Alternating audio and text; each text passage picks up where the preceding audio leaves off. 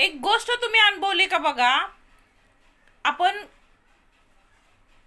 म्हणजे आपल्या आसपास असणारी म्हातारी माणसं बघतो, त्यातल्या त्यात स्त्री आणि पुरुष यांच्यात जर तुलना केली तर एका म्हाताऱ्या पुरुषाचं आयुष्य खूप अवघड आहे. जी त्याला किंमत तरुण वयात होती ती म्हातारपणात दिली जात नाही. एक पुरुष आपल्या सगळ्या जबाबदाऱ्या पार पाडतो. घराची जबाबदारी, मुलांच्या लग्नांची जबाबदारी, मुलीच्या लग्नाची जबाबदारी, बायकोची जबाबदारी, सगळ्या जबाबदाऱ्यातनं निवृत्त होतो. त्यावेळी त्या पुरुषाला त्या घरात कोणती वागणूक दिली जाते हे तुम्ही बघितले का? स्त्रियांना थोडीफार चांगली वागणूक दिली जाते. का दिली जाते? तर त्यांच्याकडून अजून घरातलं काम करून घ्यायचं असतं सुनांना आणि मुलांना, म्हणून त्यांना पुरुषा इतकं हिनवलं जात नाही, चांगलीच वागणूक दिली जाते. पण एका पुरुषाला ज्यावेळी तो रिटायर होतो त्यावेळी त्याच्या बोलणं सुद्धा कटकट वाटू लागते.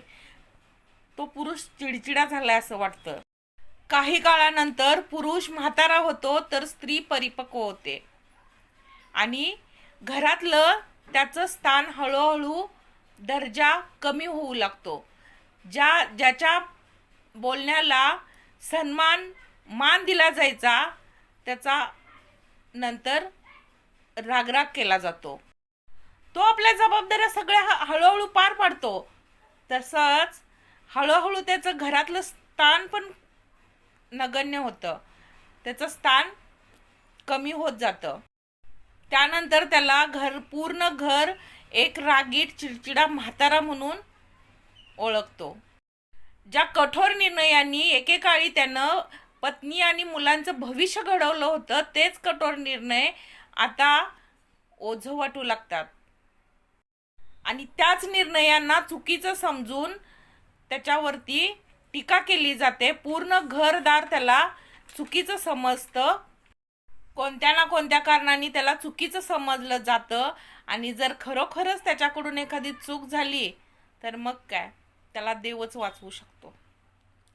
तर आजकाल एका पुरुषाचं म्हातारपण खूप बिकट आहे.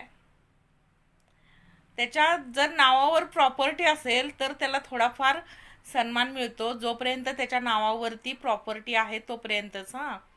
म्हणून म्हातारपणात आपली प्रॉपर्टी मुलांना देण्याची कधीच घाई करू नका.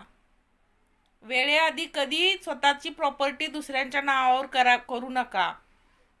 वेळ तुमची कधी खराब होईल काही सांगता येत नाही. मुलं तुमची आत्ता तुमच्याबरोबर चांगली आहेत कारण तुमच्याकडे पैसा आहे, अजून तुमच्याकडं पूर्ण व्यवस्था चालवायची ताकद आहे तोपर्यंतच. एकदा का तुम्ही एका जागी बसलात तर तुमचं अस्तित्व संपवायला चाललेली ही पिढी आहे आणि ह्या पिढीवरती हे कलियुग आहे. कधीही विश्वास ठेवू नका आणि आपली प्रॉपर्टी मुलांच्या नावावरती वेळेआधी करू नका. व्हिडिओ कसा वाटला नक्की सांगा. आवडल्यास लाईक आणि कमेंट करा, शेअर पण करायला विसरू नका.